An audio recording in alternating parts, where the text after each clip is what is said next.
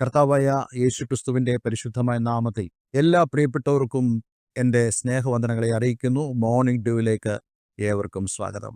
കഴിഞ്ഞ ദിവസം വളരെ അനുഗ്രഹിക്കപ്പെട്ട ദൈവിക സന്ദേശം നമുക്ക് ഉൽപ്പത്തി പുസ്തകത്തിൽ നിന്നും ധ്യാനിക്കുവാൻ തക്കവണ്ണം ദൈവം നമ്മെ സഹായിച്ചല്ലോ. പിശാചിന്റെ തന്ത്രങ്ങളെ മനസ്സിലാക്കി നാം പ്രാർത്ഥിക്കണം. പിശാച് നമ്മെ തൊടുവാൻ നാം സമ്മതിക്കാതെ ദൈവസന്നിധിയിൽ ദൈവത്തിൻ്റെ വാഗ്ദത്തങ്ങളെ നാം മുറുകെ പിടിക്കണമെന്നുള്ളതായ സന്ദേശമാണ് നമ്മൾ കേട്ടത്.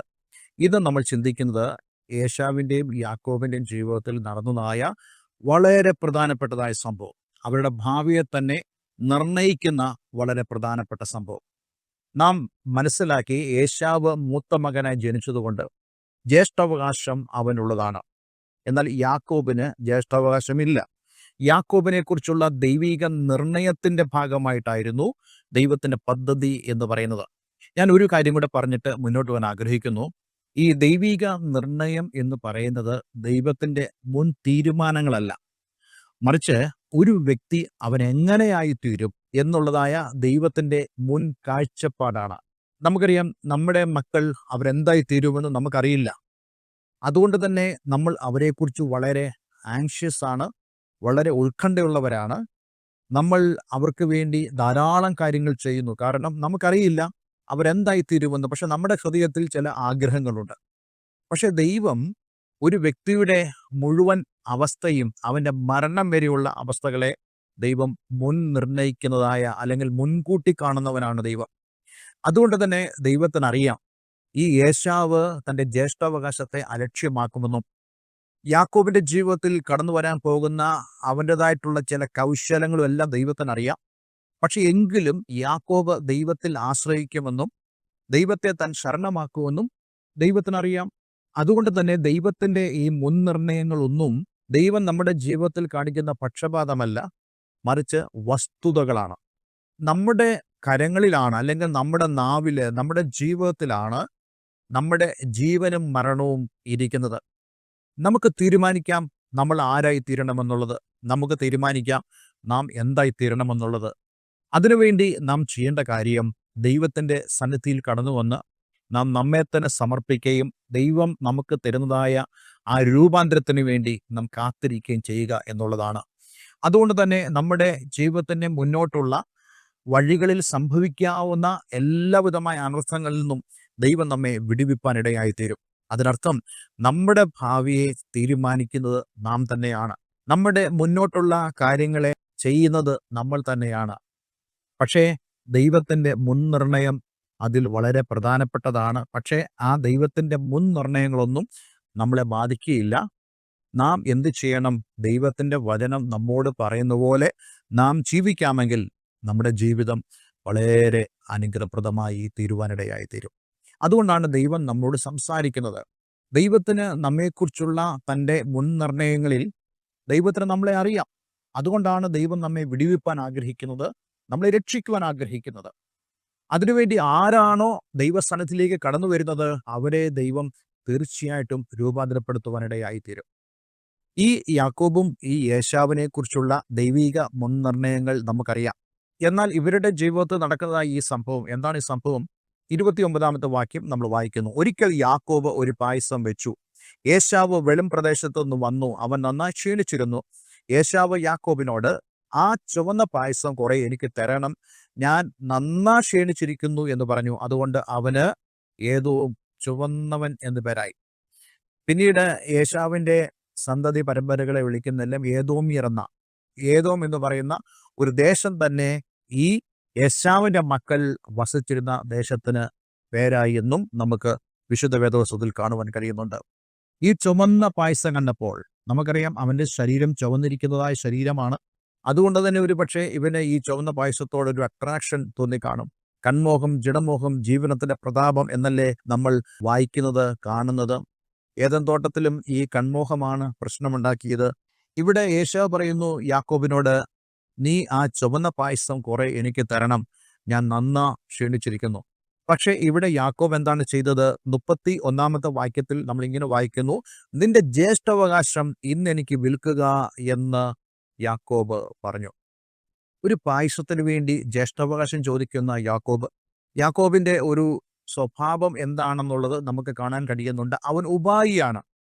ഈ ജ്യേഷ്ഠാവകാശം വാങ്ങുവാനുള്ള തയ്യാറെടുപ്പോടുകൂടെ യാക്കോബ് നിൽക്കുക. എന്ന് മാത്രമല്ല, യാക്കോബിന് പൂർണ്ണ ബോധ്യമുണ്ട്, ഞാനാണ് ആദ്യം ജനിക്കേണ്ടത്, എനിക്കാണ് ജ്യേഷ്ഠാവകാശം ലഭിക്കേണ്ടത്. ഒരുവന് ഇല്ല എങ്കിലും ഒരുവൻ ജ്യേഷ്ഠാവകാശത്തിന് വേണ്ടി ആഗ്രഹിക്കുക. എന്തിനാ ജ്യേഷ്ഠാവകാശത്തിന് വേണ്ടി ആഗ്രഹിക്കുന്നത്? ഭവനത്തിന്റെ ആ ഒരു പ്രാധാന്യം മനസ്സിലാക്കിക്കൊണ്ട്, ലോകരക്ഷകൻ തന്നിലൂടെ ഉത്ഭവിക്കുമെന്നുള്ള പ്രാധാന്യം മനസ്സിലാക്കിക്കൊണ്ട്, ദൈവത്തിന്റെ വാഗ്ദത്തങ്ങളും ദൈവത്തിന്റെ നന്മകളും അവന് ലഭിക്കുമെന്ന് മനസ്സിലാക്കിക്കൊണ്ട്. പക്ഷേ ഈ യേശാവ് ഇത് അലക്ഷ്യമാക്കുന്നു എന്നുള്ളത് നമുക്കിവിടെ കാണുവാൻ കഴിയുന്നുണ്ട്. ഈ യാക്കോബ് അപ്രകാരം ആവശ്യപ്പെട്ടപ്പോൾ യേശാവ് പറഞ്ഞ വാചകം വളരെ ശ്രദ്ധേയമാണ്. യേശാവ് പറഞ്ഞു, ഞാൻ മരിക്കേണ്ടി വരുമല്ലോ, ഈ ജ്യേഷ്ഠാവകാശം എനിക്ക് എന്തിന് എന്ന് പറഞ്ഞു. അതായത് ഇപ്പോൾ താൻ മരിക്കാൻ പോകുകയാണെന്നുള്ള ചിന്ത യേശാവിനെ ഭരിച്ചു.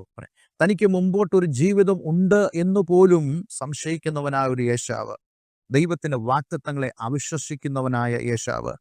അതുകൊണ്ട് താൻ ഇങ്ങനെ പറഞ്ഞു, എനിക്ക് എന്തിനാണ് ജ്യേഷ്ഠാവകാശം? അത് പറഞ്ഞപ്പോഴേ ഒരു കാര്യം നമ്മൾ മനസ്സിലാക്കണം. ജ്യേഷ്ഠാവകാശത്തെക്കുറിച്ച് വിശുദ്ധ വേദപുസ്തകം എന്താണ് പറയുന്നത്? വിശുദ്ധ വേദപുസ്തകത്തിൽ പറയുന്നത് കഴിഞ്ഞ ദിവസം നമ്മൾ വായിച്ചു, മശേഹിക അനുഗ്രഹം അതിലുണ്ട്, ദൈവത്തിന്റെ വാഗ്ദത്തങ്ങൾ അതിലുണ്ട്, കുടുംബത്തിന്റെ നല്ലൊരു സമ്പത്ത് അതിലുണ്ട്. ഇതെല്ലാം തന്നെ അവൻ ഒരു പായസത്തിന്റെ പേരിൽ അവൻ നശിപ്പിച്ചു കളയുക. എബ്രായ ലേഖനം 12-ാം അധ്യായം അതിന്റെ 16-17 വാക്യങ്ങളിൽ നമ്മളിങ്ങനെ വായിക്കുന്നുണ്ട്, ഒരു ഊണിന് ജ്യേഷ്ഠാവകാശം വിറ്റ് കളഞ്ഞ യേശാവിനെ പോലെ അഭക്തനോ ആയിത്തീരുകയും ചെയ്യാതിരിപ്പാൻ കരുതിക്കൊള്ളുവിൻ. അവൻ പിന്നത്തേതിൽ അനുഗ്രഹം ലഭിപ്പാൻ ആഗ്രഹിച്ചു, കണ്ണുനീരോടുകൂടി അപേക്ഷിച്ചിട്ടും തള്ളപ്പെട്ടു, മാനസാന്തരത്തിന് ഇടകണ്ടില്ല എന്ന് നിങ്ങൾ അറിയുന്നുവല്ലോ. അപ്പൊ നോക്കിക്കണേ, ഈ ജ്യേഷ്ഠാവകാശത്തെ അവൻ അലക്ഷ്യമാക്കി കളഞ്ഞു. പിന്നത്തേതിൽ അവൻ അനുദപിച്ചു എന്ന് ഈ ഭാഗത്ത് നമ്മൾ കാണാൻ കഴിയുന്നുണ്ട്. പക്ഷെ അവന് ലഭിച്ചില്ല. ഫിലിപ്പി ലേഖനം 3-ാം അധ്യായം 19-ാം വാക്യം ഇങ്ങനെ വായിക്കുന്നു, അവരുടെ അവസാനം നാശം, അവരുടെ ദൈവം വയറ്, ലജ്ജയായതിൽ അവർക്ക് മാനം തോന്നുന്നു, അവർ ഭൂമിയിലുള്ളത് ചിന്തിക്കുന്നു. ആരാണ് അഭക്തൻ?